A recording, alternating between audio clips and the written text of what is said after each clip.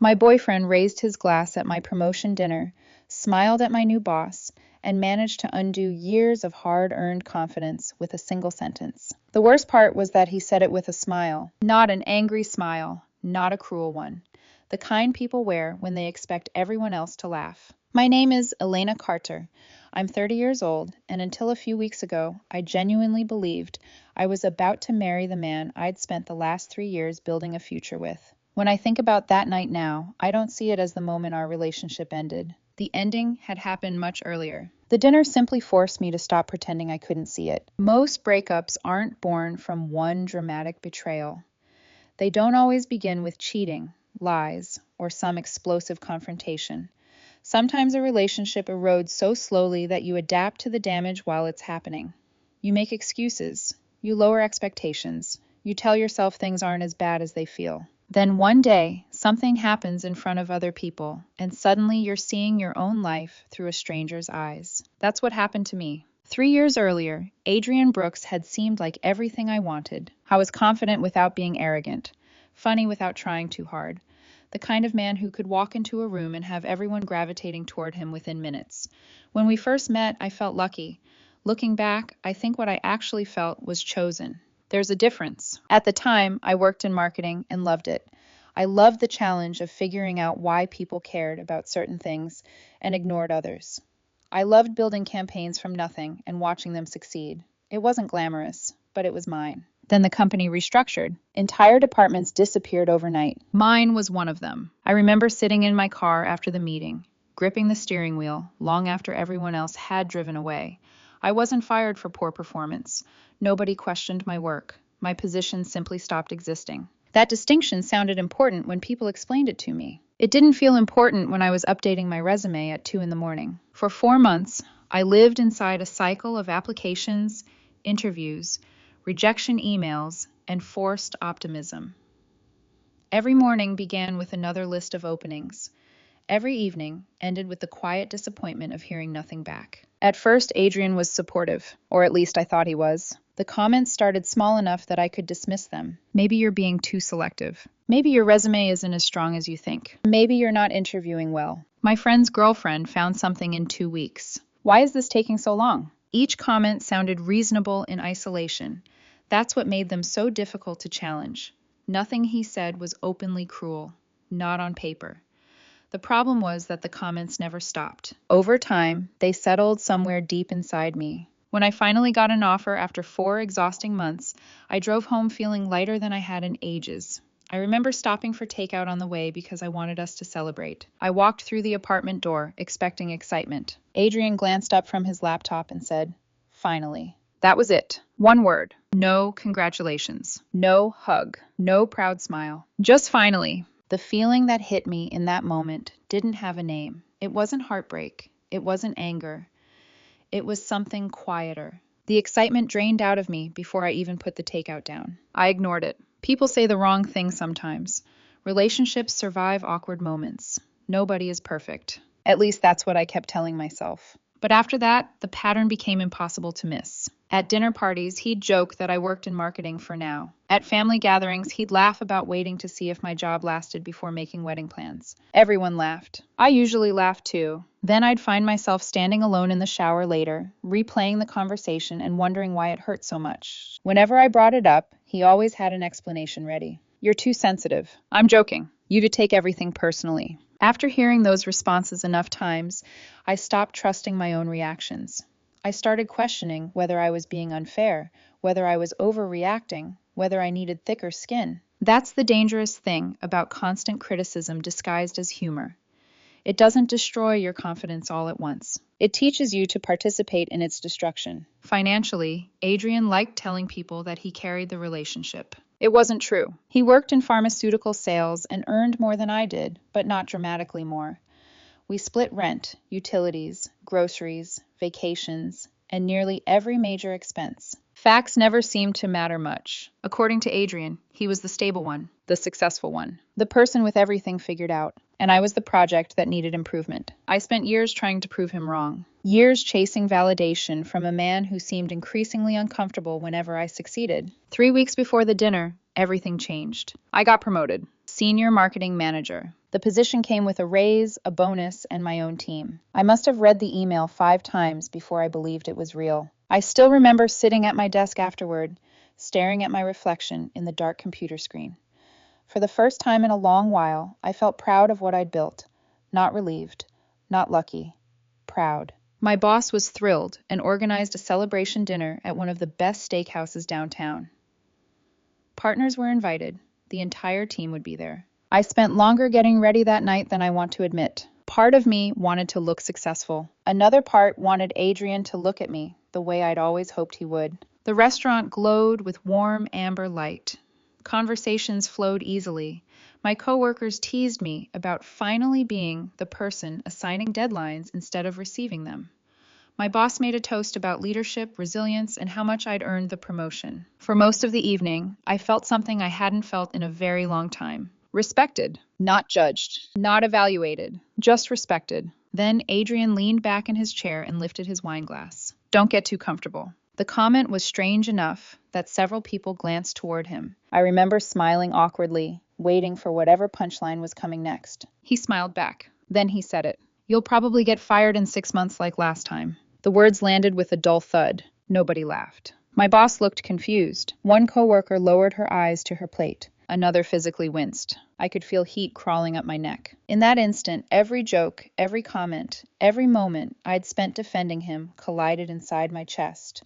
The unemployment jokes, the remarks about my career, the endless reminders that I wasn't quite enough. For years, I'd convinced myself those moments weren't serious. Sitting at that table, surrounded by people whose respect I'd worked hard to earn, I suddenly saw them for what they were. Humiliation. Not humor. Humiliation. I looked around the table. Nobody seemed amused. Nobody seemed confused about why I was hurt. And for the first time, I understood something that would change the course of my life. The problem had never been that I was too sensitive. The problem was that I had spent years normalizing behavior everyone else immediately recognized as cruel. I picked up my purse. Adrian was still smiling, still waiting for the joke to land. I smiled back, calmly. You're right, I said. Nothing's guaranteed. Then I stood up and walked away. The moment I stepped out of the restaurant, the cool night air hit my face hard enough to make me realize I had been holding my breath. The city was alive around me. Cars rolled through intersections. People laughed as they walked past outdoor patios. Somewhere nearby, someone was playing music loud enough to spill onto the sidewalk. Everything looked normal. That was the strange part. My entire relationship felt like it was collapsing, and the rest of the world didn't seem to notice. I stood near the curb, waiting for my ride, staring at the glow of the restaurant windows behind me. Through the glass, I could still see silhouettes moving around the table. My feet hesitated. 3 years of smoothing over uncomfortable situations doesn't disappear in a single night. I was still used to fixing uncomfortable situations. Part of me still wanted to fix things, to keep the peace, to make sure nobody was upset. Then I remembered the look on my coworker's face after his comment. The silence, the embarrassment, the way my stomach had dropped when I realized he wasn't joking with me.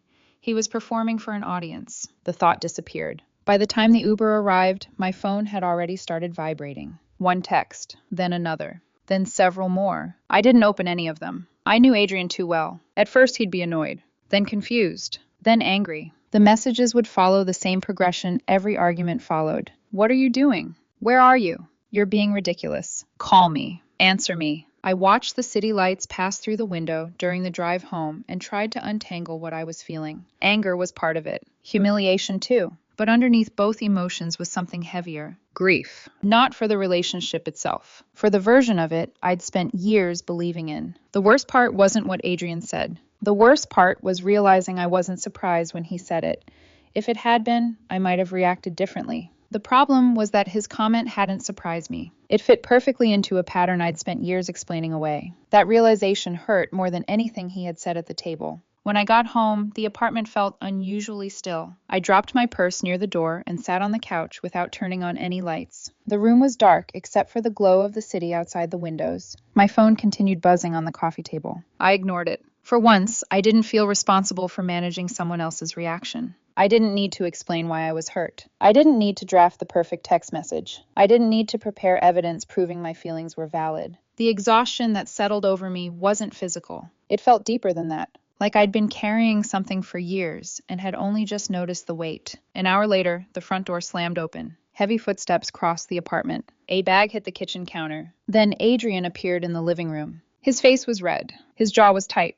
And the first thing I noticed was that he didn't look embarrassed. He looked furious. Not guilty. Not ashamed. Furious. As if I had humiliated him. "What the hell was that?" he demanded. I looked at him for a second before answering. "That was me leaving a dinner where my boyfriend humiliated me in front of my boss." He laughed immediately. A short, sharp laugh full of disbelief. "Oh my God, Elena, are we really doing this?" "Doing what?" "This victim act." The words landed harder than I expected. Not because they were shocking, because they were familiar. I had heard variations of that response for years. Every time something hurt me. Every time I tried to explain why. Every time I asked him to stop. The script never changed. Somehow my reaction always became the problem. "It was a joke," he said. "You told my new boss I'd probably get fired." It was obviously a joke. No one laughed. "Your coworkers are uptight." I watched him as he spoke and felt something inside me shift. Not dramatically, not all at once. Something inside me stopped arguing for him. Because he genuinely didn't understand. Or maybe he understood perfectly and simply didn't care. Either possibility was devastating. "You embarrass me," I said, "in front of people I work with.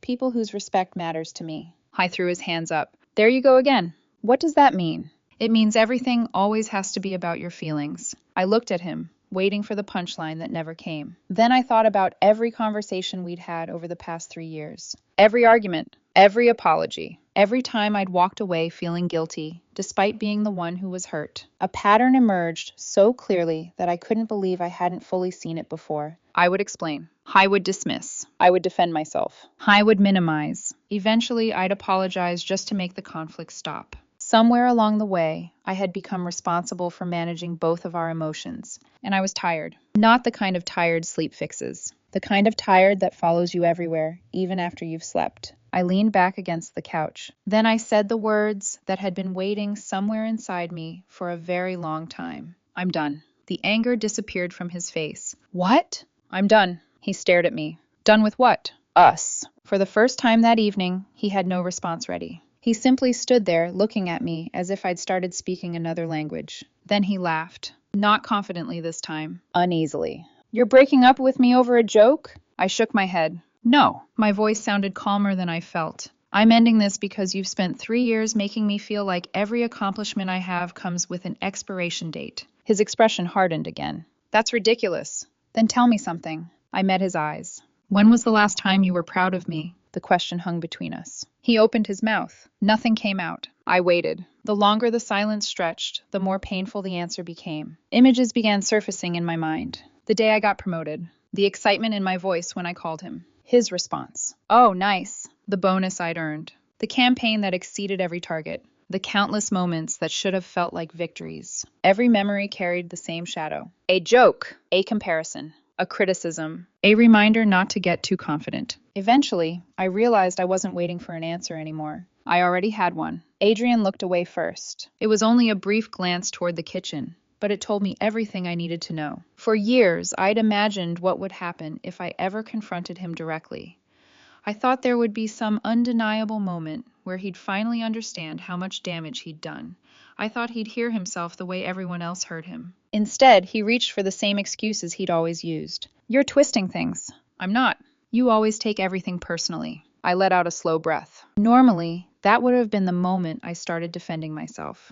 I would have pulled examples from memory. I would have explained why his words hurt. I would have tried to convince him that my feelings made sense. That night, I couldn't find the energy. More importantly, I couldn't find the desire. Because suddenly I understood something that should have been obvious years earlier. If he cared that much, why was he still arguing instead of apologizing? If he'd cared, that conversation would have sounded different. There would have been an apology somewhere in it. Adrian had never done any of those things. He sat down across from me, frustration written all over his face. "Do you seriously want to throw away 3 years because of one bad joke?" The sentence might have worked a month earlier, maybe even a week earlier, but now all I could hear was the way he'd reduced everything to a single moment. One bad joke. As if 3 years of comments had never happened. As if every small humiliation had vanished. As if the dinner was the cause rather than the final symptom. I rubbed my hands together and noticed they were shaking slightly. The realization surprised me. I had felt so calm leaving the restaurant that I assumed the worst was over.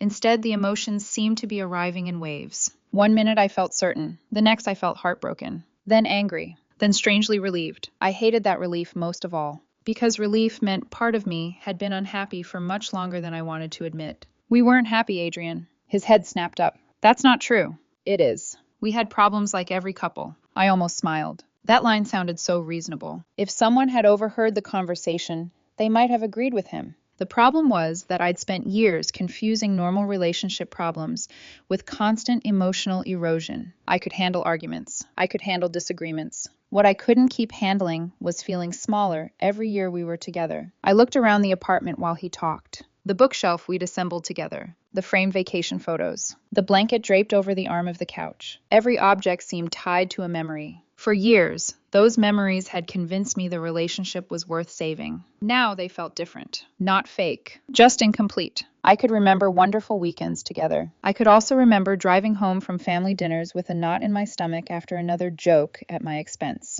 Both things were true. That was the hardest part. The hardest part was admitting that there had been good memories too. That's what kept me there for so long. There had been love here. There had also been damage. The two things had existed side by side for a very long time. We were planning a wedding, Adrian said quietly. The sentence hit harder than anything else he'd said. Images of the future we'd planned rushed through my mind. The venue tours, the guest list, the apartment we'd eventually outgrow, the children we'd talked about having someday. Losing a relationship hurts. Losing a future hurts differently. You're grieving something that never actually existed. I felt tears gathering behind my eyes, not because I was changing my mind, because I was mourning what I thought we were building. Adrian must have seen the shift in my expression. His voice softened immediately.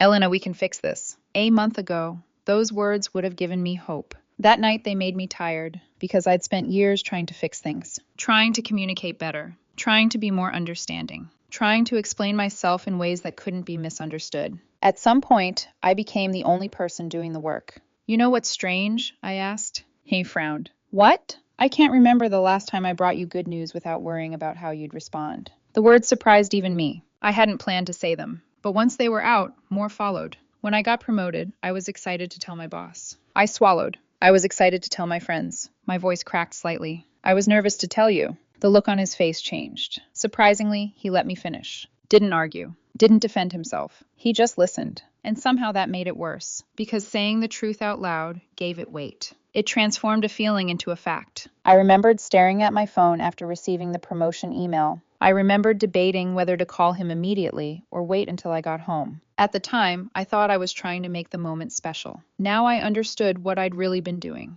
Preparing myself for disappointment. The realization landed like a punch. No one should have to rehearse their own happiness before sharing it with the person they love. A long stretch of quiet settled between us. This one felt different from the silences earlier. Not tense, not angry, heavy, like both of us were finally looking at the same truth. The difference was that I'd accepted it. I hadn't. Finally, Adrian lowered his head into his hands. I love you. The words came out rough, broken. Part of me believed him immediately. That was the tragedy of it. I never doubted that he loved me. What I doubted was whether he respected me, whether he celebrated me, whether he truly wanted me to succeed if that success meant I no longer needed his approval. I know, I whispered. My chest tightened. I love you too. Hope flickered across his face, then disappeared when I continued. But love isn't fixing this. His shoulders slumped. For the first time all night, he looked less angry than defeated. And somewhere deep inside, I knew we had finally reached the end of the conversation. Not because every question had been answered, because there was nothing left to argue about. Neither of us needed to say it out loud.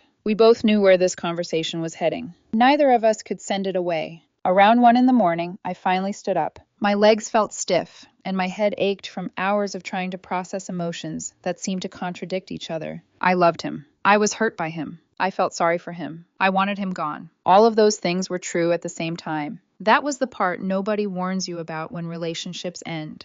Sometimes the decision is clear long before the emotions catch up. I think you should stay somewhere else tonight. Adrian looked up immediately. What? I need space. His expression hardened again. The vulnerability from a few moments earlier disappeared behind frustration. You're kicking me out? The question made me flinch because it sounded cruel when he said it. Maybe that was intentional. Maybe it wasn't. Either way, I could feel guilt trying to creep back in. The familiar guilt. The kind that had convinced me to stay silent during arguments.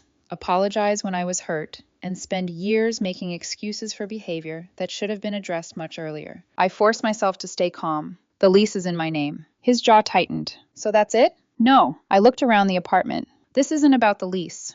Then what is it about? I hesitated, because the answer felt painfully simple. It's about the fact that I don't feel safe being vulnerable with you anymore. The words hung between us. His expression shifted. He looked genuinely stunned. Maybe because he expected anger. Maybe because he expected accusations. What he got was honesty. And honesty is often harder to argue with. I've spent years editing myself around you, I continued quietly. Choosing words carefully. Measuring reactions. Trying not to sound too excited when something good happened. My throat tightened. That isn't what love is supposed to feel like. Neither of us spoke for several seconds. Then Adrian stood abruptly. The movement startled me. He walked into the bedroom without another word. A drawer slammed. Then another. Closet doors opened and closed. The sound echoed through the apartment. I remained on the couch, staring at the dark television screen across from me. My reflection looked exhausted. Older somehow. Not physically. Emotionally. Like I had aged several years in a single evening. Adrian returned carrying an overnight bag. The anger was back now. Not explosive. Cold. Controlled. The version that usually appeared when he didn't get what he wanted. He stopped near the front door. I waited, hoping he might finally say something meaningful. An apology. A goodbye. Some acknowledgement of what had happened. Instead, he shook his head. You're making the biggest mistake of your life. The sentence landed with far less force than he intended. A month earlier, it would have terrified me. A year earlier, it might have convinced me to stay. Now, it simply made me sad. Because even at the very end, he still believed the threat of losing him should matter more than the reality of losing myself. The door closed behind him. The apartment fell still. I stood there for a long time afterward, not moving, not crying, just listening. Part of me expected him to come back, to call, to text, to somehow undo everything that had happened. The silence stretched on. Nothing happened. Eventually, I walked through the apartment, turning off lights that didn't need to be on. The routine felt strangely intimate, like saying goodbye to a version of my life. When I entered the bedroom, his side of the closet was partially empty. Several hangers swung gently from where he'd pulled clothes away. The sight hit me harder than the argument had. Not because I wanted him back, because it made everything real. For years, that closet had represented certainty, plans, marriage, a future I assumed was waiting for me. Now it looked unfinished, and so did I. I sat on the edge of the bed and finally cried. Not dramatic sobs, not the kind you see in movies, just quiet tears that arrived after hours of holding myself together. I cried for the relationship. I cried for the future I thought I was losing. I cried for the woman who had spent years shrinking herself to keep someone else comfortable. Most of all, I cried because a small part of me was relieved. And that realization broke my heart. No one wants relief to be part of a breakup. Relief means you've been carrying pain for longer than you admitted. Sometime before dawn, I drifted into a shallow sleep on top of the blankets. When I woke up a few hours later, sunlight was spilling through the curtains. I woke up disoriented, still half asleep. Then I noticed the empty space in the closet, the overnight bag missing from beside the dresser, the unanswered messages on my phone. Reality returned all at once. I expected panic. Instead, what I felt was uncertainty, the kind that comes when you've spent years walking one road and suddenly find yourself standing at a crossroads. The future looked frightening, but it also looked open, and that was new. For the first time in a very long time, I wasn't making decisions based on how Adrian would react. I was making them based on what I needed. The thought was uncomfortable. It was also strangely freeing. At the time, I didn't know how much my life was about to change. I didn't know Adrian would start telling his version of the story. I didn't know mutual friends would choose sides. I didn't know my workplace would become part of the fallout. All I knew was that I had survived the first night. And somewhere beneath the grief, beneath the fear, beneath the uncertainty, a small part of me was beginning to believe I might eventually survive everything else too. The first weekend after the breakup felt strangely disconnected from reality. I kept reaching for my phone to tell Adrian things before remembering there was no Adrian to tell anymore. A funny billboard on the highway, a ridiculous customer complaint at work, a restaurant I thought he'd like. The habit was still there long after the relationship was gone. That surprised me. People always talk about missing the person. Nobody talks enough about missing the routine, the tiny automatic parts of a life built with someone else. Monday morning arrived faster than I wanted, and with it came a problem I hadn't been able to stop thinking about all weekend. Work. The promotion dinner replayed in my head every time I closed my eyes. The silence after Adrian's comment. The expressions around the table. The humiliation. By Sunday night, I had convinced myself everyone at work would be talking about it. I imagined coworkers feeling sorry for me. I imagined my boss regretting the promotion. I imagined becoming the woman whose boyfriend embarrassed her at dinner.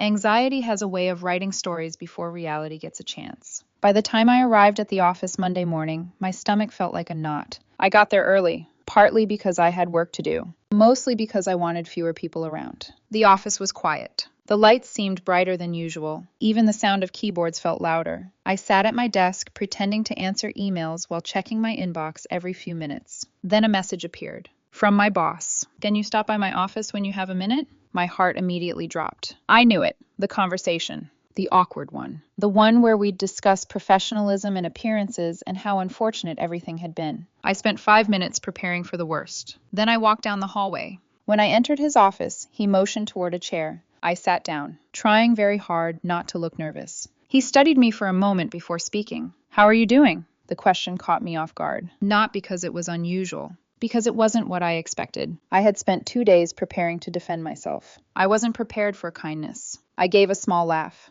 The kind people make when they're trying not to admit they're struggling. Honestly? He nodded. Honestly, not great. A look of understanding crossed his face. That seems reasonable. I looked down at my hands. For some reason, that response nearly broke me. Nobody had asked me whether I was okay. They wanted explanations, justifications, details. My boss simply wanted to know how I was holding up. After a few seconds, he leaned back in his chair. What happened Friday wasn't your fault. I looked up. He continued before I could respond. I've managed people for over 20 years. His tone remained calm, measured, professional. But I've never seen someone's partner undermine them like that during a celebration. My chest tightened. The memory immediately returned. The wine glass, the smile, the comment. I could practically hear it again. My boss shook his head. The entire table was uncomfortable. Part of me wanted to get away from everyone for a while. Embarrassment is strange. Even when you've done nothing wrong, it still finds ways to survive. I hated knowing people had witnessed that moment. Hated knowing they remembered it.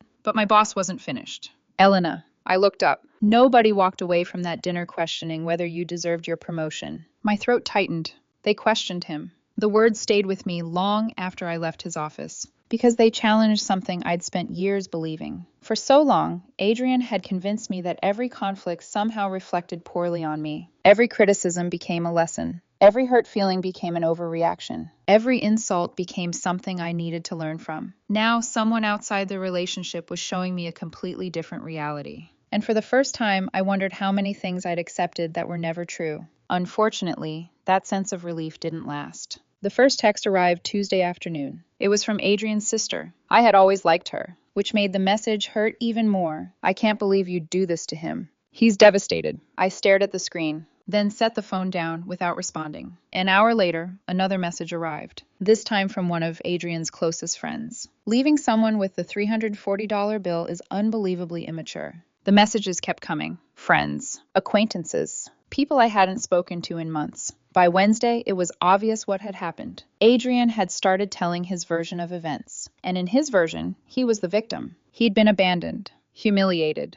blindsided. According to the story he was sharing, our entire relationship ended because I couldn't take a joke. The narrative spread quickly because it sounded simple. His version was easier to believe. Mine took longer to explain. Yes, I left the restaurant. Yes, he paid the bill. Yes, the relationship ended that night. Those facts were technically correct. The context had simply been stripped away. And once context disappears, people can make almost anything sound reasonable. For a day or two, I considered defending myself, writing explanations, correcting misunderstandings, telling people what had actually happened. Then I stopped, because the people who genuinely wanted to understand were asking questions. The people attacking me weren't. That distinction mattered, so I stayed quiet. I saved every message, every accusation, every attempt to make me feel guilty. Then I focused on moving forward, or at least I tried to. A few days later, a LinkedIn notification appeared on my phone. The sender was one of my new team members, the same coworker who had visibly winced at the dinner. I opened the message. Hey, I hope this isn't weird.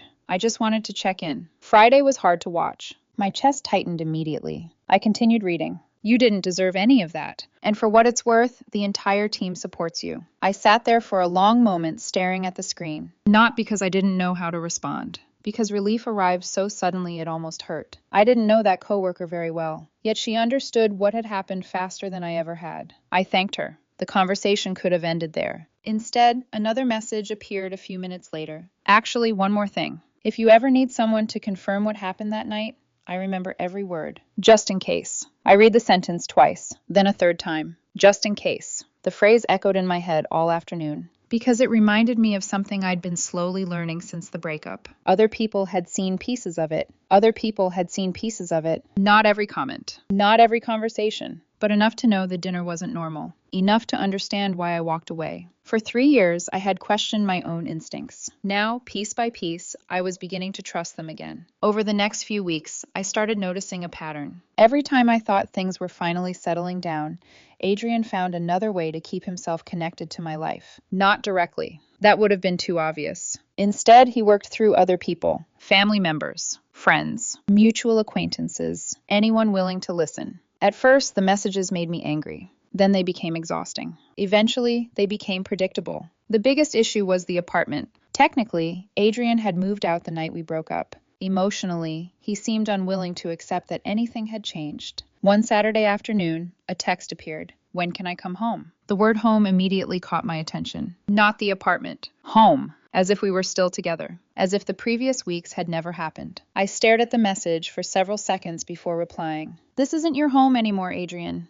The response arrived quickly. I've paid half the rent for 2 years. You can't just decide I don't live there. The argument didn't surprise me. In fact, I'd been expecting it. After the flood of messages from his friends and family, I'd quietly scheduled a consultation with an attorney earlier that week. Nothing dramatic. I wasn't preparing for a legal battle. I simply wanted facts. The relationship had contained enough emotional confusion already. I didn't want legal confusion on top of it, so I replied honestly. I've already spoken with an attorney. The typing bubble appeared, disappeared, then returned. You talked to a lawyer? The reaction told me more than the question itself. For the first time since the breakup, it felt like Adrian was realizing I wasn't operating from emotion anymore. I wasn't arguing. I wasn't defending myself. I was protecting myself. And that changed everything. A few days later, his mother called. I almost let it go to voicemail. Part of me wanted nothing more than silence. But another part was tired of hearing about conversations secondhand. So I answered. Her voice sounded older than I remembered. Not physically older. Just tired. We were planning a wedding. The sadness in her voice caught me off guard. I know. You seemed happy. I looked out the apartment window toward the parking lot below. I looked out at the parking lot and struggled to find the right words. Because from the outside, we probably had looked happy. That's what made relationships like ours so difficult to explain. The damage rarely happened where people could see it. There were no screaming matches at restaurants. No dramatic public scenes. Just years of tiny comments. Tiny cuts. Tiny moments that slowly changed how I viewed myself. After a pause, she spoke again. Adrian says this all happened because of one joke. There it was, the version she'd been told. I closed my eyes, then asked a simple question. Did he tell you what the joke was? Silence. Not defensive silence. Thinking silence. Eventually she answered. He said he made a comment about job security. For a moment, I almost laughed. Not because it was funny, because it was astonishing how harmless the story sounded when all the context disappeared. A comment about job security. As if he'd casually discussed market conditions. As if he hadn't publicly predicted my failure in front of my boss and coworkers. As if there wasn't a 3-year history attached to that sentence. So I told her exactly what happened. Word for word. I repeated exactly what he'd said. I described the reaction around the table. The uncomfortable silence. The years leading up to that moment. I didn't exaggerate. I didn't add drama. I simply explained what happened. When I finished, she was quiet. Then she asked softly, "There were witnesses?" 7. Another pause followed. Long enough for me to know something was changing. I didn't know that, she finally admitted. The conversation ended politely, awkwardly, but differently than it began. A few days later, Adrian's sister contacted me, the same sister who had accused me of destroying his life. This time her tone was completely different. "I owe you an apology." I read the message twice before continuing. Mom spoke with someone who was at the dinner. Apparently Adrian left out a lot. I leaned back against the couch. For days, I'd watched people judge me, based on a story that wasn't real. Finally, someone had started asking questions. Then came the sentence that stayed with me. "Honestly, I've always thought he was harder on you than he should have been. I just didn't realize how bad it was." I read those words several times, because they confirmed something I had been struggling to accept. Other people had noticed. Maybe not everything, but enough. Enough to see pieces of what I'd spent years minimizing. Enough to recognize that what happened wasn't normal. The validation helped. But the biggest revelation came 2 days later, during a routine meeting with my boss. We were discussing staffing plans and project timelines when he casually leaned back in his chair. "Oh, by the way," I looked up. "What?" His expression changed slightly. "I got an interesting phone call last week." Something tightened in my chest. "What kind of phone call?" He folded his hands together. "Someone claiming to be concerned about your personal situation." My stomach dropped immediately. I already knew. Before he finished the sentence, I knew. Because there was only one person who benefited from making me look unstable. Only one person angry enough to try. "What did they say?" "They wanted to know whether there were concerns about your reliability." The office suddenly felt smaller. My boss watched my reaction carefully, then asked, "You know who it was, don't you?" I didn't answer right away, but I think my face did. His expression hardened. What I told them was simple. I waited. I told them employee performance information is confidential. A pause. And if they had a legitimate concern, they could follow proper channels. What happened then? They hung up. That was it. One phone call, one failed attempt. But suddenly, years of memories rearranged themselves in my mind. The jokes, the criticism, the constant need to undermine, the promotion dinner. And now this. For a long time, I'd convinced myself Adrian's behavior came from carelessness, stress, poor judgment. But people don't accidentally spend years attacking the same insecurity. And they certainly don't accidentally call someone's workplace after a breakup. As I left my boss's office that afternoon, one uncomfortable thought followed me down the hallway. Maybe Adrian had always known exactly what he was doing. And if that was true, then ending the relationship wasn't just the right choice. It was the only choice I ever had. A week later, Adrian came to collect the rest of his belongings. I made sure I wasn't home. That decision wasn't about fear. It was about exhaustion. I had spent enough time defending myself, explaining myself, and trying to manage his reactions.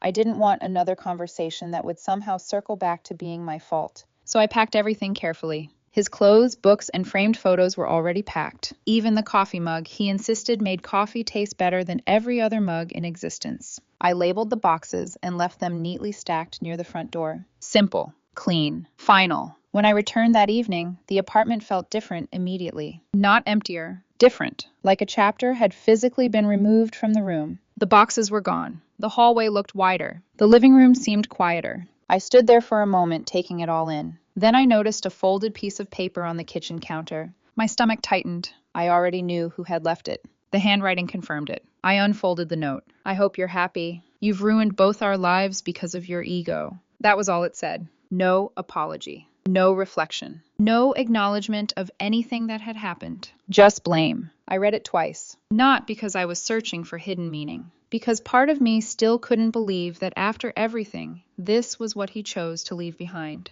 Then I folded it once and dropped it into the trash. The gesture felt surprisingly easy. A month earlier, I would have analyzed every word, wondered whether I had been unfair, questioned myself. Now I just felt tired. Not angry. Not devastated. Finished. That was the word. Finished. The weeks that followed were quieter than any period of my adult life. At first, the quiet felt uncomfortable. I hadn't realized how accustomed I'd become to anticipating criticism. The habit showed up in strange ways. I'd complete a project at work and instinctively brace for someone to downplay it. I'd share good news and immediately prepare for a sarcastic comment. Then I would remember. Nobody was waiting to diminish the moment. Nobody was looking for a reason to make me feel smaller. The criticism wasn't coming. Each time that realization hit me, I felt something loosen inside my chest. Work continued going well. My new team was thriving. The projects we launched exceeded expectations. The confidence I'd spent years rebuilding in private finally started showing up in public. Not dramatically, not overnight, just gradually, like a muscle strengthening after a long recovery. One afternoon, my boss stopped by my office. "How are you doing?" The question made me smile. The last time he'd asked, I'd barely been holding myself together. This time the answer came easily. "Better." He studied me for a moment, then nodded. "You seem better." After he left, I found myself staring at my computer screen, not working, just thinking, because he was right. I did seem better. More importantly, I felt better. There was still sadness, still disappointment, still moments where a memory would catch me off guard. Healing wasn't a straight line, but I no longer felt trapped inside the relationship. And that made all the difference. The social fallout took longer to settle. Some mutual friends disappeared entirely. Apparently, Adrian's version of events remained convincing to certain people. I won't pretend that didn't hurt. It did. Losing a relationship is painful. Losing friendships attached to that relationship can feel like experiencing smaller breakups all at once. But something unexpected started happening too. People began reaching out privately, one by one. A former coworker called. "I always thought he talked down to you." A mutual friend admitted. "I never understood why his jokes always seemed to target you." Another person said something that stayed with me for days. "I don't think he knew how to be happy for you." The words echoed in my head long after the conversation ended, because they explained something I'd struggled to articulate for years. The issue was never one bad comment or one bad night. It was the feeling that my success somehow threatened him, that every achievement created distance instead of pride, that every victory became something he needed to shrink before anyone noticed it. The final piece of closure arrived about 6 weeks after the breakup. I was grabbing coffee before work when I unexpectedly ran into one of Adrian's closest friends, the same friend who had sent me angry messages after hearing his version of events. We both stopped when we recognized each other. Then she walked over. "Do you have a minute?"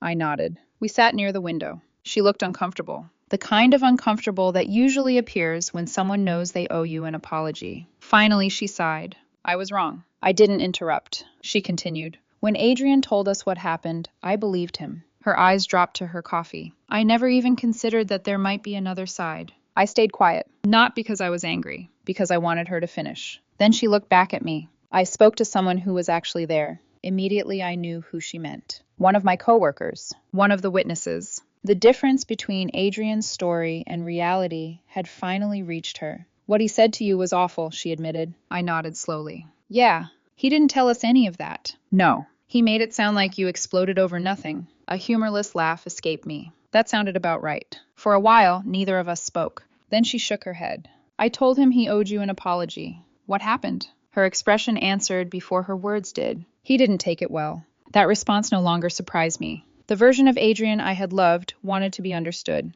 The version I had finally accepted wanted to be right. And those two things are not the same. We talked for a few more minutes before heading our separate ways. The conversation wasn't dramatic. There was no confrontation, no confession, no cinematic ending, just another person finally seeing what had really happened. And somehow that felt more meaningful than any argument ever could. A few months have passed since the night I walked out of that restaurant. Long enough for the shock to fade. Long enough for the anger to settle. Long enough for me to finally understand what really happened. For a while, I thought the promotion dinner had destroyed my relationship. Then I thought the breakup had saved me from it. Looking back now, neither version was completely right. The dinner didn't create a problem. It exposed one. Looking back now, I can see moments I ignored because they didn't seem important enough at the time. The jokes, the comments, the little digs disguised as honesty. The way Adrian always seemed slightly uncomfortable whenever something good happened to me. None of those moments felt big enough to leave over. That's why I stayed.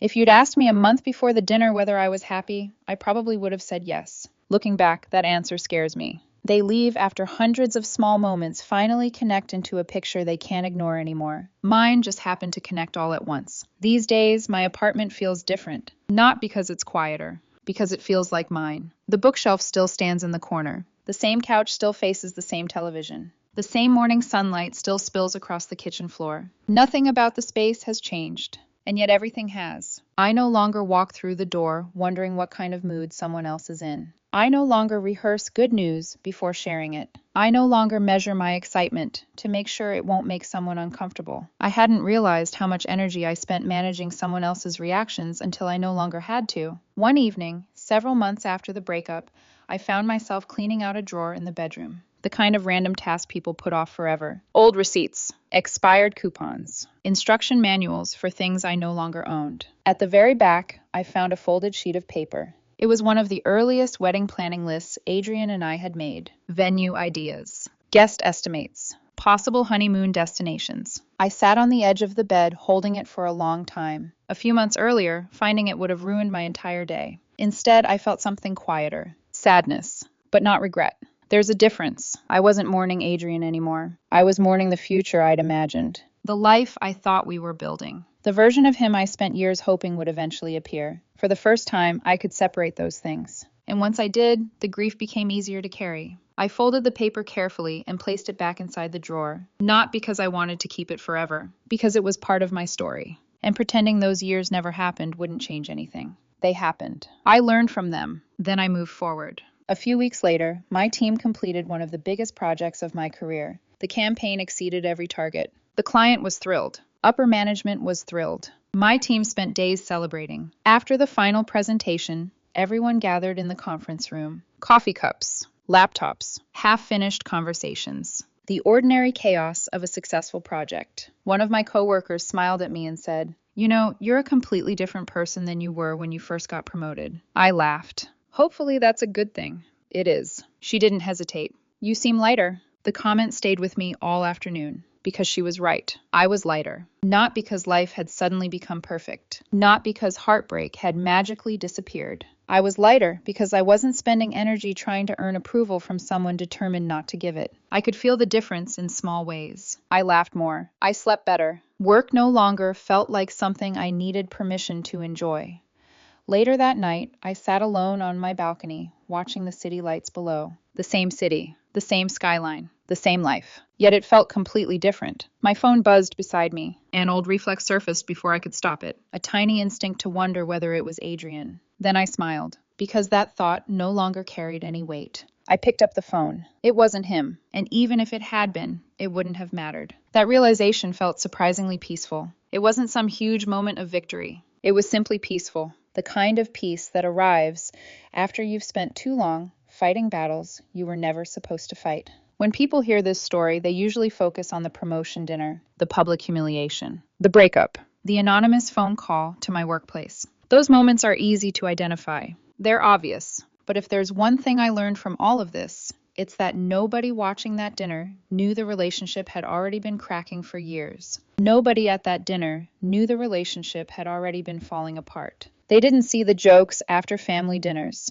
They didn't hear the comments in the car ride home. They didn't know how often I rehearsed good news before telling him. The dinner was simply the moment I stopped pretending. And honestly, I'm grateful for it. Not because it was painful. It was. Not because losing Adrian was easy. It wasn't. I'm grateful because that night forced me to confront something I had been avoiding for years. For years, I kept waiting for the person who loved me to become the person who believed in me. He never did. Losing Adrian hurt, but losing myself would have hurt a lot more. When I think back to that restaurant now, I don't remember the embarrassment first. I don't remember the bill. I don't even remember the silence after his comment. I remember standing up. I remember picking up my purse. I remember walking toward the exit. And I remember the feeling that followed me out the door. Adrian disappeared from my life a few months later. The restaurant disappeared the second I walked out the door. But the woman I'd spent years shrinking to keep everyone else comfortable finally came back. And losing him was a price I'd gladly pay for that.